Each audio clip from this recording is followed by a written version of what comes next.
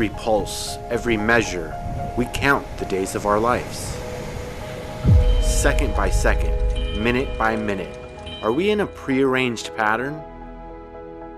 Before your wristwatch or even your phone, most would look at the sun, also known as solar time, to calculate their passage of time based on the position of the sun in the sky.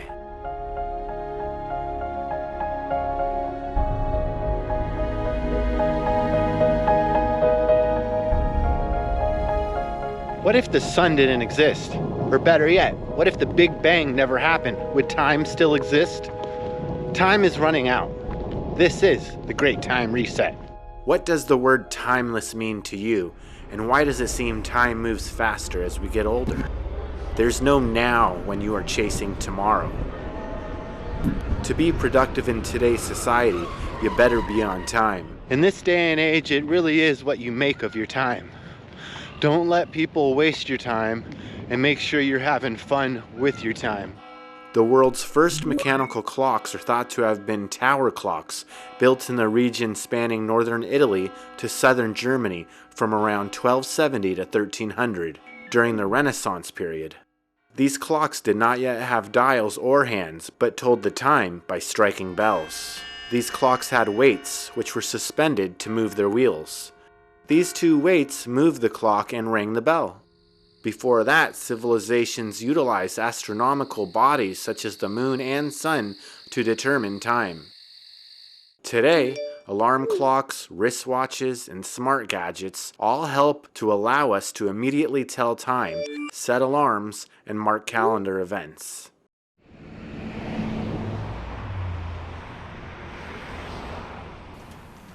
Hi, welcome to Eric's Clock. I'm Eric. Many different grandfather clocks, from German to American. I born in Iran, July 1956. We came to USA 1986. I started this business 1994. I love this job. It's a good hobby. I'm enjoying. That's why some people say, I hate my job. No, I love my job. So you discovered your passion pretty much. For sure. Grandfather clock, French clock, mantle clock, all kind of clock. Called one-day cuckoo clock, German. Every clock we repair it here. Watches also. I opened my own business, Eric's Clock, and then we opened this shop in 2013. Started with my son, David. We are very friendly. It's a family business. Mm-hmm. We are honest with the people. People come back to us. I mean, you were like one of the last independent shops that offers this service and these type of clocks. Right? Yes. Unfortunately, that's people, they don't want a new generation. They don't want to learn this job. But it's a beautiful job. Teach you how to be patient. Because when you can take apart a clock for 100 pieces, put together, and then give him life, that 200 years old clock, start to working, you are happy. That's unbelievable feeling when you fix the old clock. Unfortunately, some new generation, they don't love the clock. I don't know what. Our oldest one is from 1800. Those clockmakers were genius. That's a piece by piece, perfect clock they make it. It's running 150 years old. Only they need lubrication cleaning. Honestly, better than the new clock here, right now. Old one has a beautiful bell sound. It's a bum. Time is important, but that's not only time. It's like a beautiful piece of furniture. It's not only telling time. It's when you see how they make it at 200 years, 300 years ago, they make that beautiful piece. Something like this is 150 years old, or something like this is a mechanical finger French clock. So it's striking half hour, and then whatever the time is, it's going to be striking. Technically, you have the power to stop somebody's time, reverse it, fast forward it. Yeah, we can do everything, but we can, because those clocks, sometimes they need regulating. This is Atmos clock, doesn't need nothing. It's work with the air. So it doesn't need battery? Nothing. Technology is from 1920s. It has a special gas on the back with a temperature one itself. English clock, it's inside come with on the picture, there's a clock over there. That one's kind of spooky a little bit. Yeah, this is the same style. It's on the beam band. Those are all pearl wood. They work, but I have to repair this one. Tick-tock is relaxing. Some people say, oh, that doesn't bother you. I said, no, it doesn't bother me. When it's tick-tocking, that means it's working. I'd make money. Yeah.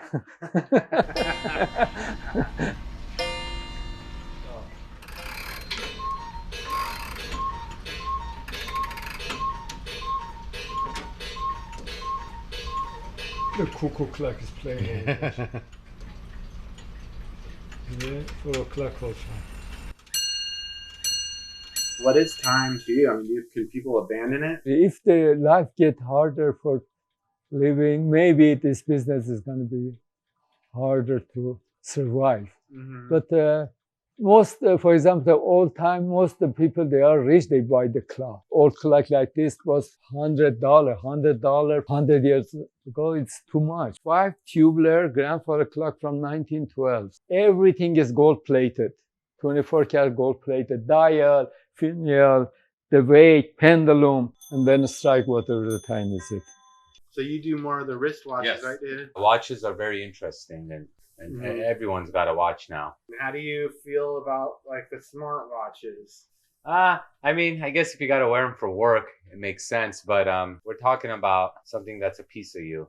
Mm-hmm. So it's like the hat that you wear or the shirt you have on, you know, it's a piece of you. So, and you collect these pieces. I have so many collectible pieces he's even given me that I'm going to save for the rest of my life and pass down to my kids. And my kids will hopefully pass it down to their kids. Just like the stuff in here. It's probably been all over the world through wars, through time, and now still telling time here. People take the time with them, but the time is all around you.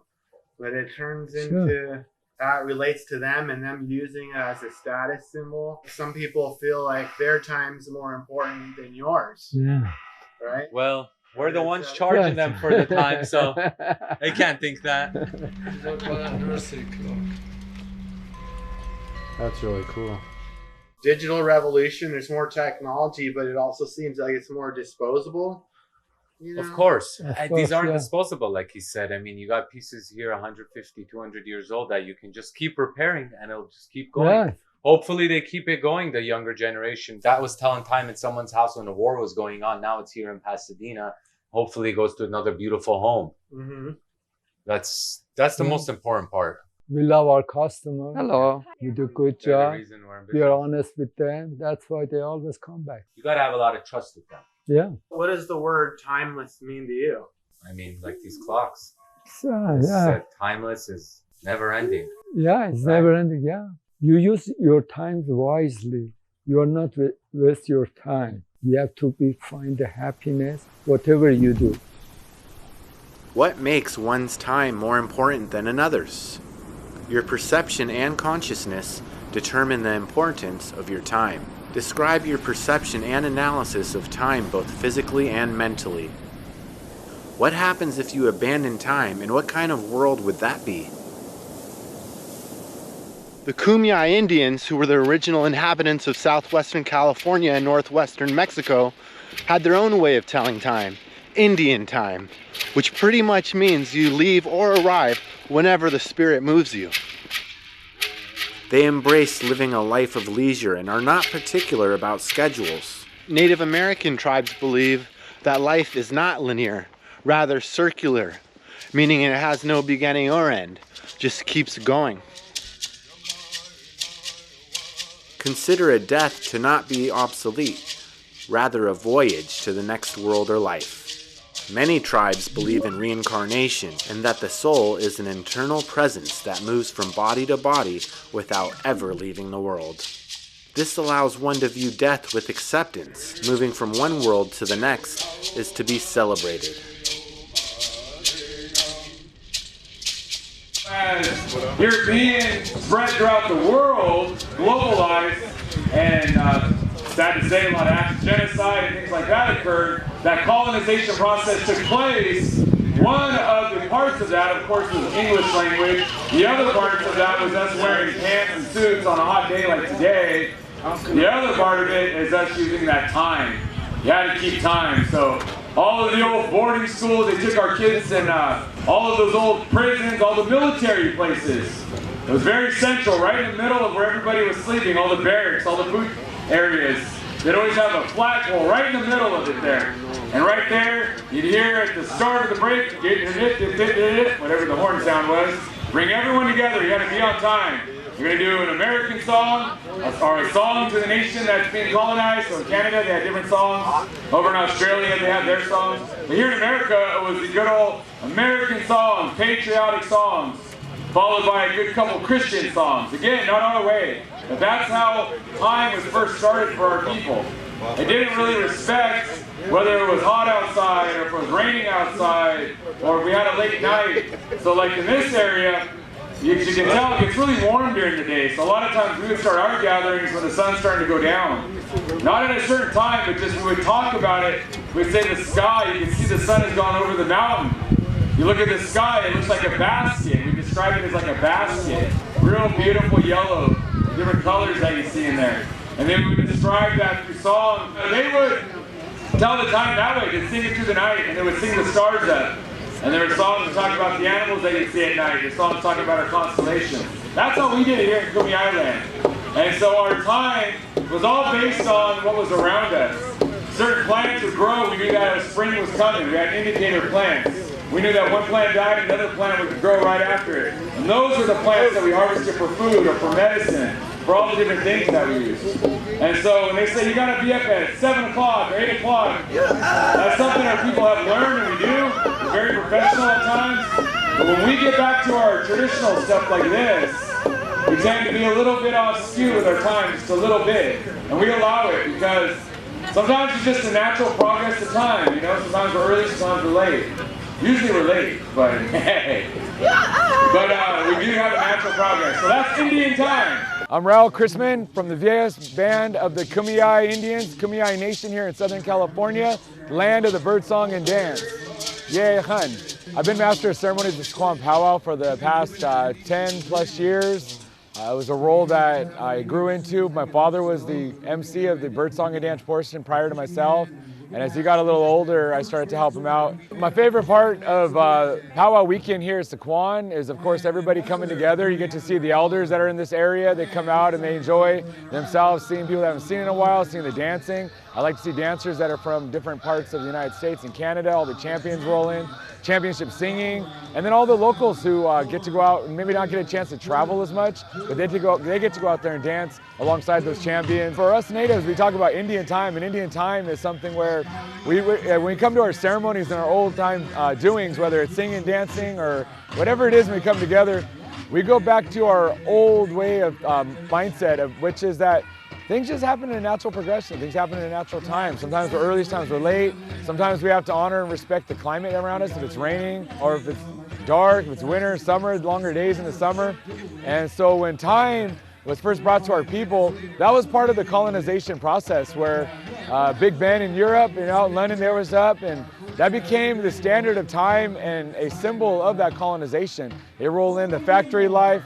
You had to be at that factory at a certain time, and you clock in, you clock out. You have to wake up at a certain time, you have to go to bed at a certain time, and that's our life now. And we honor that, and we're very modernized, and we're very professional in that setting. But when we come back to our traditional way of life, we always go back to our original way of being, which is that we honor things beyond that clock, which is, again, what's going on around us, the weather and the time of year we're in. The biggest thing is honoring one another. Sometimes we have to wait for somebody, or we have to wait for our elders. They walk a little slower than our younger individuals. We don't get so much on the time around these things.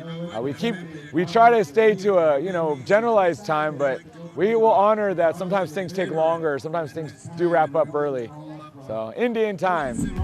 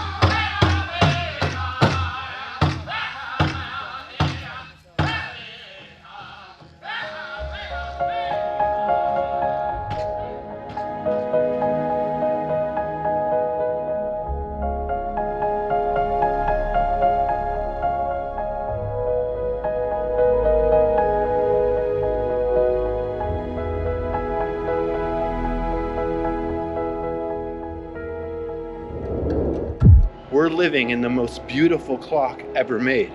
The sun tells the time, the moon tells the day, and the stars will tell you what month it is. Within the sky world, there are several important constellations and individual stars and planets that hold particular meaning for the Kumeyaay. The sky itself is known as Ime or Umai. The sun is Inya or Inyaha, which means white light or bright light. Venus is an important celestial marker for the Kumeyaay life cycle. Better known as Kwelyep Miwan, it has an 8-year cycle as a morning and evening star and is one of the dominant lights in the sky. Venus is unusual because it spins in the opposite direction of Earth and most other planets. It also has a very slow rotation, making its day longer than its year. What allows life to exist on the planet Earth? The Sun is the closest star to Earth. Even at a distance of 93 million miles, its gravitational pull holds the planet in orbit. It radiates light and heat, or solar energy, which makes it possible for life to exist on Earth.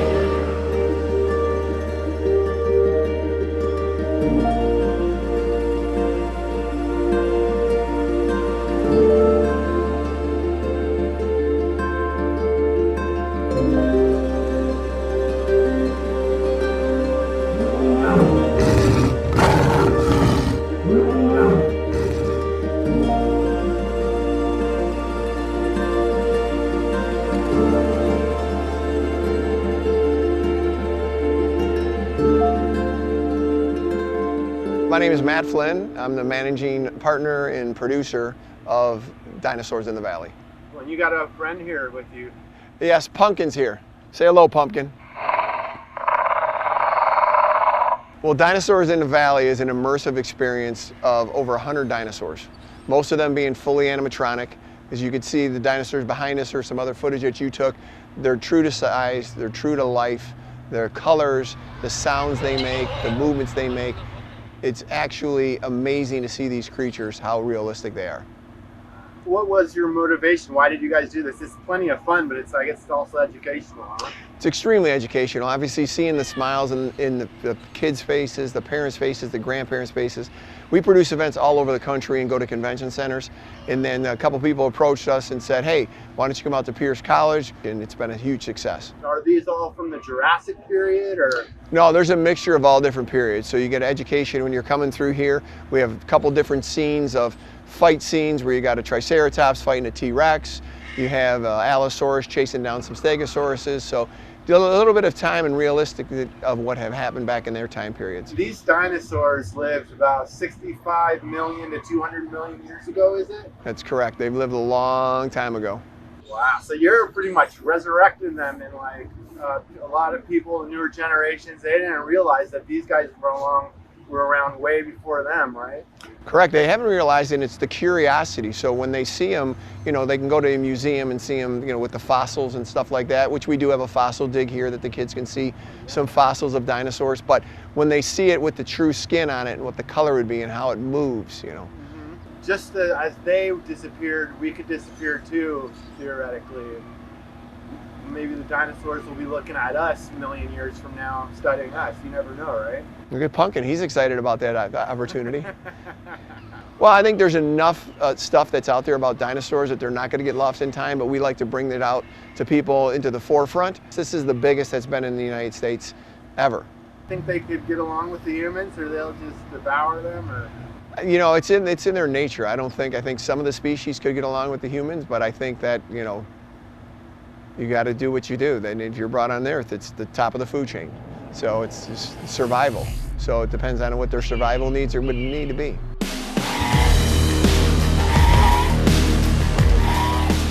Dinosaurs went extinct about 65 million years ago, at the end of the Cretaceous period, after living on Earth for about 165 million years.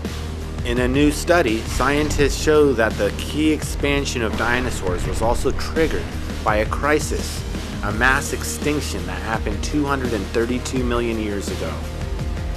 It is commonly understood that the dinosaurs disappeared with a bang, wiped out by a great meteorite impact on the Earth 66 million years ago.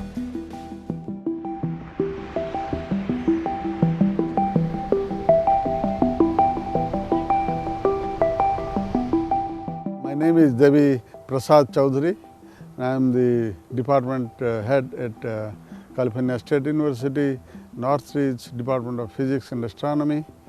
And my research interests are in solar physics. I measure the magnetic field on the sun and use those measurements to predict the space weather. When an event happens at one point, at the same time, you will not know the event at the other point. Unless the light travels from that point to you, you do not know that it happened there. So for that to happen, you need the time for the information of the event to propagate from one spatial location to the other spatial location. So to do physics, you need these three-dimensional x, y, z spatial coordinates, but at the same time you have to also know when did this happen.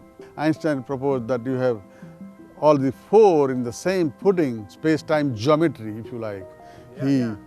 He used, and with that he basically did this general theory of relativity, survived for last more than 100 years. Nobody could find anything, it's a little bit single mistake in that theory. Well, what about fellow physicist Carlo Rovelli, which he thought time is an illusion, perception of its flow doesn't correspond to physical reality. So that's kind of mostly time-space, what you just said. Yeah, that is true. When nothing happens, there is no time. You just sit in a isolated place. If nothing happens, there is no flow of time.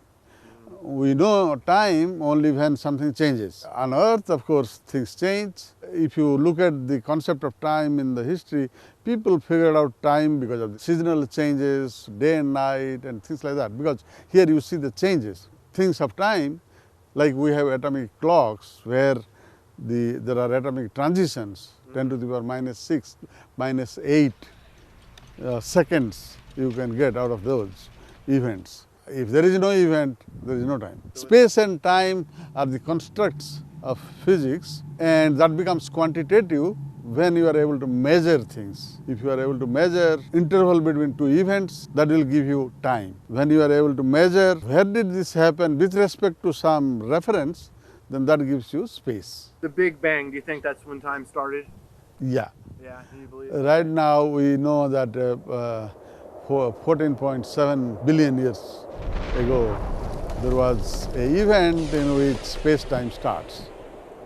And then, of course, the universe originated from that event. Do you feel like our past is gone forever, or is it all here, just on a different z-plane? In physics, what happens is all physical laws are symmetry with time. Nothing prevents to use a minus t or a plus t in our equations, mathematical equations.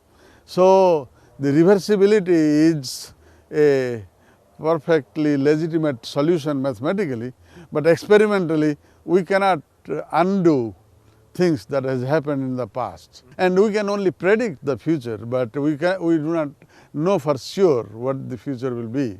Reversing time, which means, you know, those going to the past with the time machine, those nobody has constructed yet. Even though it may be theoretically possible, in practice, I don't see a way to actually produce such things. What you can do is you can do at this time, the present. So what are you going to show us today in the in the new solar observatory? I will show you a telescope that observes the sun every day for last 37 years continuously, same telescope. We use those observations to model the radiation from the sun that is received by the earth. It is very important because those radiations, they shape our long-term climate on the earth. So this is our photometric telescope.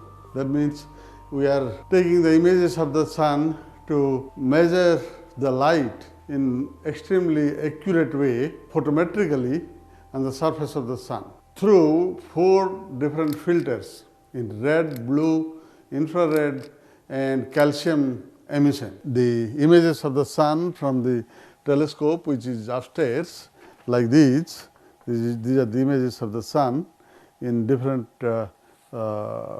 filters.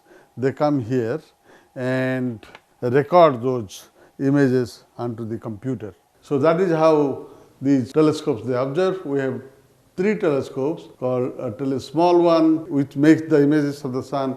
The smaller, the other 2 are bigger images of the sun they take.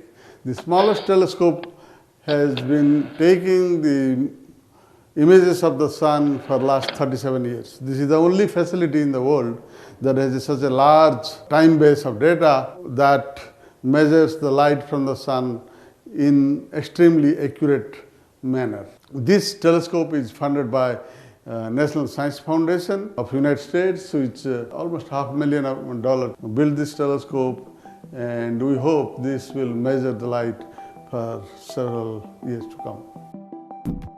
Have you discovered that the expression "on time" can mean different things for people? Has your perception of time changed? Before clocks, the ancient Egyptians prior to 1500 BC discovered the invention of sundials. This implies that the basic measured unit of time was the duration of daylight. Similar to a wind-up mechanical timepiece giving up its energy, time is slowing down and may eventually grind to a halt altogether, resulting in all of existence being frozen, like a snapshot, within a single moment in time. That is the radical theory proposed by a team of Spanish scientists headed by Professor Senovia, and commenting on the claim, University of Cambridge cosmologist Gary Gibbons said, "We believe that time emerged during the Big Bang, and if time can emerge, it can also disappear. That's just the reverse effect." What would you say to aspiring physicists and astronomers as chairman, you know?